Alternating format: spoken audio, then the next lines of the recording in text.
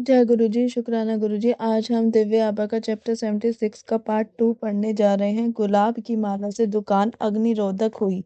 एक बार मीरा अपनी देवरानी के साथ गुरुजी के दर्शन के लिए गई। चलते हुए गुरुजी ने उसकी देवरानी को उनके चरणों के पास पड़ी पुष्पों में से एक गुलाब की माला उठाने को कहा।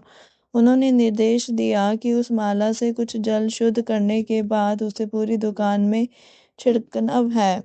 अगला दिन सोमवार था। मीरा को देवरानी को कुछ जल छिड़कने के लिए दुकान खोलने में आलस आ रहा था। मीरा ने उसे समझाया कि अपना तर्क लगाने की अपेक्षा गुरुजी के निर्देश का पालन उचित है। 1 माह के बाद करोल बाग के उस बाजार में भयंकर आग लगी। सब दुकानें जलकर राख हो गई।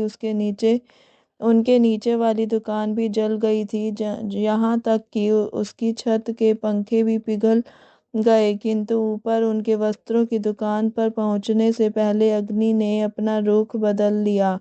अचानक वायु की दिशा में परिवर्तन हो गया। उस गुलाब की माला जिसे गुरुजी ने अभिमंत्रित किया था, उनकी रक्षा कर रही थी। कपूर का व्यवसाय परिवर्तन। कपूर का व्यवसाय अच्छा नहीं चल रहा था। श्री कपूर की चीन के सामान मंगाने की योजना थी। उनकी लागत में भी कमी आने का अनुमान था। गुरुजी को जब यह बताया गया तो उन्होंने उस योजना को स्थगित करने को कहा।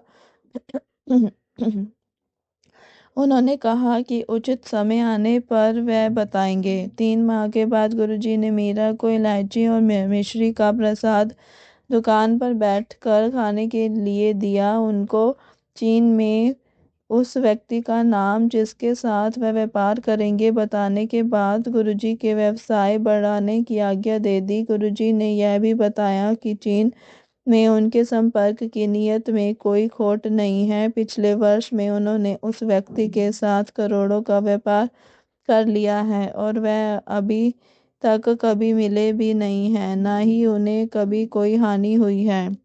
एक बार श्री कपूर दिल्ली के एक अति व्यस्त क्षेत्र चांदनी चौक में थे। उनके पास एक ब्रीफ केस था जिसमें बहुत अधिक पैसे थे। उन्होंने अपनी कार को सरलता से खोलने के लिए उस ब्रीफ केस को साथ वाली कार के ऊपर रख दिया। कार निकाल कर वह घर आ गए। घर आकर उन्हें आभास हुआ कि वह अपना ब्रीफ केस तो उस कार के ऊपर ही छोड़ आए थे।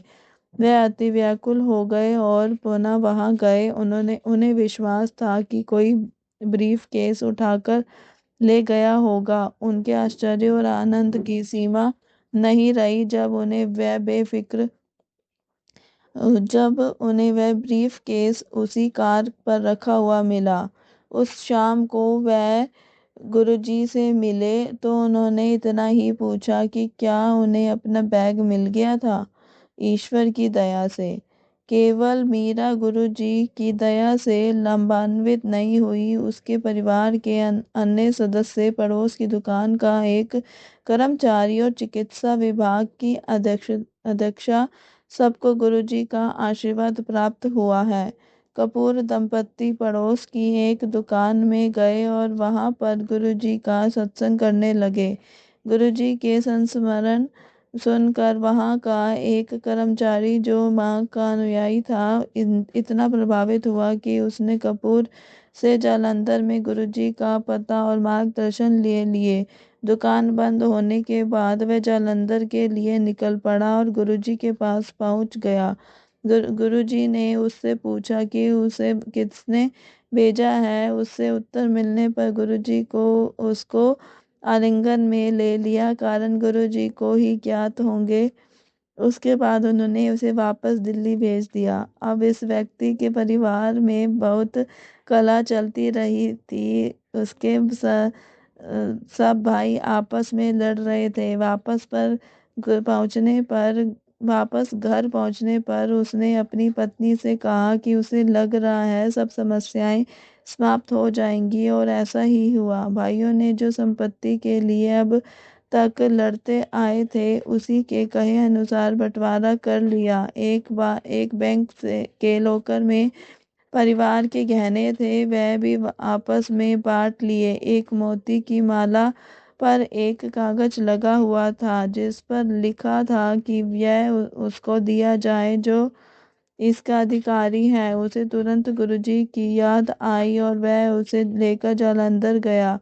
वहां पर संगत में बैठे हुए वह दुविधा में था कि माला गुरुजी को दे या नहीं। उसे आश्चर्य हुआ जब गुरुजी उसके पास आए और उसके अस्थिर मन का कारण पूछा। गुरुजी ने फिर वह माला उन्हें देने को कहा। सबको मीरा के जोड़ों के दर्द से छुटकारा होते हुए देखकर अचंभा हुआ था। मीरा की चिकित्सा जो सफदरजंग चिकित्सालय में अस्थि रोग विभाग की अध्यक्षा भी थी, इसी रोग से पीड़ित थी। उन्हें रोगियों के कक्ष में घूमने में भी पीड़ा होती थी। मीरा ने उन्हें गुरुजी के दर्शन करने का परामर्श दिया। वह गई और गुरुजी का आशीर्वाद प्राप्त कर वापस लौटी। शीघ्र ही मीरा को उनका फोन आया। उन्होंने उसे बताया कि वह उसी समय अपने रोगियों को देखकर आई थी और कोई वेदना नहीं हुई थी। उन्हें विश्वास नहीं हो रहा था कि वास्तव में वह अपना चक्कर लगाकर वापस आई है। मीरा द्वारा गुरुजी के लगातार दर्शन के बाद उसके परिवार वाले भी लाभान्वित होने लगे। उसकी देवरानी की सबसे पहले उनकी कृपा का सौभाग्य प्राप्त हुआ। उसको सदा नजला रहता था जिसके कारण कई बार आधा सीसी दर्द भी होता था। उसके कानों से भी तरल बहता था और श्रवण शक्ति क्षीण हो गई थी। वह और मीरा दोनों गुरुजी के पास गए। जुकाम और अधसीसी दर्द लुप्त हो गए और उसकी श्रवण शक्ति भी अच्छी हो गई। उसी समय उसके 4 वर्षीय पुत्र अंकुर की दृष्टि क्षीण होती जा रही थी। गुरुजी से उल्लेख करने पर उन्होंने अपना आशीर्वाद दिया और उसकी आंख में मधु डालने को कहा। माँ को पता था कि आंख में शहद डालने से बहुत वेदना होती है, अतः वह हिचकिचा रही थी, पर मीरा के उस पर अभिभावी होने पर उसने अंकुर की आंख में मधु डाला। इस क्रिया से अंकुर को कोई दर्द नहीं हुआ। गुरुजी ने उसकी आंखों का परीक्षण करवाने को कहा, जिससे पता लगा कि उसकी आंख पहले से बहुत अच्छी हो गई थी।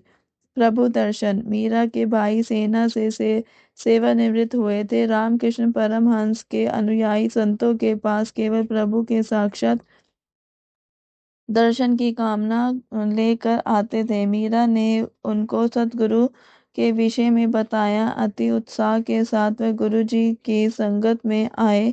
गुरु जी ने उनको मामा जी से संबोधित किया और अपनी आकांक्षा प्रकट करने को कहा। अध्यात्म प्रेमी ने केवल उनके आशीष के लिए विनती करी। गुरु जी के प्रश्न दोहराने पर उन्होंने अपनी महत्वाकांक्षा के बारे में बताया। गुरुजी ने कहा कि ठीक है। 3 दिन बाद मीरा के भाई को घर में अलौकिक सौंदर्य दृष्टिगोचर हुआ। उनके जीवन की मनोकामना पूर्ण हुई थी। उन्होंने प्रभु के दर्शन किए थे। केवल एक भक्त के स्वप्न को साकार करने के लिए गुरुजी ने विधाता के दर्शन कराए थे। फिर वह स्वयं कौन है? एक उत्तर मीरा के पिता से आता है। मीरा के पिता कहते थे कि गुरु जी साधारण संत नहीं हैं, जो कुछ सिद्धियां प्राप्त करने के उपरांत उनका पूरे संसार में प्रदर्शन करते रहते हैं और अपने भक्तों की संख्या बढ़ाते रहते हैं। गुरु जी दिव्य ज्योति का रूप है। श्री कपूर को भी उनके दर्शन हुए हैं। कपूर शिव की नगरी काशी में पड़े थे। एक रात उन्होंने स्वप्न देखा कि वह वाराणसी के विश्वेश्वर मंदिर के द्वार पर खड़े हैं। मंदिर के द्वार खुलने पर उन्हें गुरुजी के दर्शन होते हैं। उनकी दृष्टि गुरुजी के पैरों पर जाती है, जहां ब्रह्मा, विष्णु और महेश दिखाई देते हैं। गुरुजी से इस बात का उल्लेख करने पर वह बोले कि कपूर ने उनके दर्शन किए हैं। गृह में घटी घटनाओं के दर्शक। मीरा सदा करोल बाग वाले मकान में संयुक्त परिवार में रहती आई थी। गुरुजी ने उनको गुड़गांव में मकान लेकर रहने के लिए कहा। 25 मार्च 2003 को वह गुड़गांव रहने के लिए आ गए। मीरा नए घर में आने पर उसे पवित्र करने के लिए गृह प्रवेश आदि कोई धार्मिक समारोह का आयोजन करना चाह रही थी, किंतु गुरुजी ने उसे सबके लिए मना कर दिया। सदगुरु ने उसको केवल पहले उनके चित्र के साथ प्रवेश करने को कहा। तब से उस घर में उनकी उपस्थिति होने का अनेक बार आभास हुआ है। पहली बार तब हुआ जब मेरा मन ही मन उस घर में अकेले होने का दुखड़ा रो रही थी। यद्यपि उसके घर में काम करने वाली उसे बता चुकी थी कि उसकी पड़ोसन उससे बात करना चाहती है, मीरा ने पहला कदम नहीं उठाया।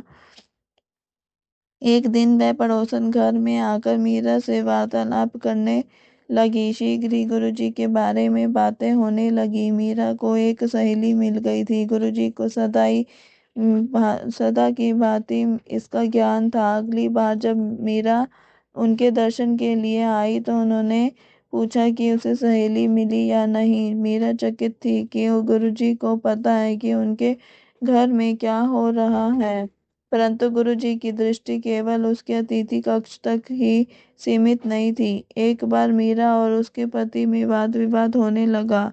गुरुजी ने उन्हें शाम को फोन किया और कपूर को पूछा कि उन्होंने सुबह मीरा से झगड़ा क्यों किया। इससे पहले कि अचंभित कपूर उत्तर दे पाते, उन्होंने मीरा से भी वह प्रश्न कर दिया। यद्यपि घटना छोटी सी थी, गुरुजी ने उन्हें घेर लिया था। उनको पता लग गया कि गुरुजी से कोई भी बात छिपती नहीं है। मीरा को सदा लगता था कि गुरुजी नए घर में उसका साथ दे रहे हैं। एक बार जब वह सो रही थी, उसे लगा कि किसी ने बलपूर्वक उसके कंधे दबाए हैं। उसने अपना सिर मोड़ कर देखा तो कोई नहीं था। एक अन्य बार जब वह पूजा कर रही थी तो उसे लगा कि किसी ने पहले उसका एक फिर दूसरा कंधा छुआ है। फिर उसे भ्रम सोच कर टालने वाली थी कि उसने पूजा स्थल का पर्दा हिलते हुए देखा, जैसे वायु का झोंका आया हो। मन ही मन उसके गुरुजी से पूछा कि क्या वह थे। संगत में गुरुजी ने उसे बताया कि वही थे और उसे चिंता करने की आवश्यकता नहीं है। घर में सर्प। मीरा गुरुजी के घर आने से अत्यंत प्रसन्न होती थी, पर जब उसने घर में सांप देखे तो वह भयभीत हो गई। यह एक अत्यंत विचित्र घटना थी, क्योंकि कपूर का घर एक सुनियोजित आधुनिक क्षेत्र में था। तीनों स्थान घरों में टाइलें लगी हुई थी और किसी ने कभी भी सर्प देखने की शिकायत नहीं करी थी। फिर भी जब भी मीरा स्नान करने जाती थी, वहां पर सर्प होते थे, अत्यंत छोटे छोटे और गिनती में 4। वह डरी रहती थी। स्नान के लिए जाने से पहले गुरुजी से प्रार्थना करती थी कि पर सांप फिर भी आ जाते थे। वह उन्हें पैर से दबा देती थी। उसने अपने पति से स्नानागार हटाने को कहा और वहां पर निर्णय लेने पर बात अटक गई। अतः गुरुजी से कहा तो वह बोले कि वह अति भाग्यशाली है। उसने उत्तर दिया कि वह तो भयभीत रहती है। गुरुजी ने उससे पूछा कि उसे क्या चाहिए। उसने कहा कि वह स्नानागार हटाना चाहती है और सर्प कभी नहीं आए। गुरुजी की आज्ञा से स्नानागार हटाया गया। जो कर्मी उसे हटाने आए थे, उनको चेतावनी दी गई थी उसके नीचे सर्प है। उन्होंने हंसकर बात टाल दी। जब हटा तो नीचे कोई सर्प नहीं थे, सब लुप्त हो गए थे। एक आधुनिक निवास समुदाय में सर्प कहाँ से आए? वह केवल मीरा को ही क्यों दिखाई दिए? उनकी उपस्थिति क्या दर्शाती है? वे कहाँ चले गए? केवल शिव को ज्ञान है। जय गुरु जी, शुक्राना गुरु जी। इसी के साथ दिव्य आभा का ये चैप्टर समाप्त होता है। कल हम दिव्य आभा में पढ़ेंगे अमेरिका से वापस लौटी दंपत्ति को गुरु जी का आधार। जय गुरु जी, शुक्राना गुरु जी। मेरी वॉइस में अगर किसी को अच्छा लगे तो चैनल को शेयर, लाइक और सब्सक्राइब करना ना भूलें। ओम नमः शिवाय। शिव जी सदा सहाय। ओम नमः शिवाय। गुरु जी सदा सहाय।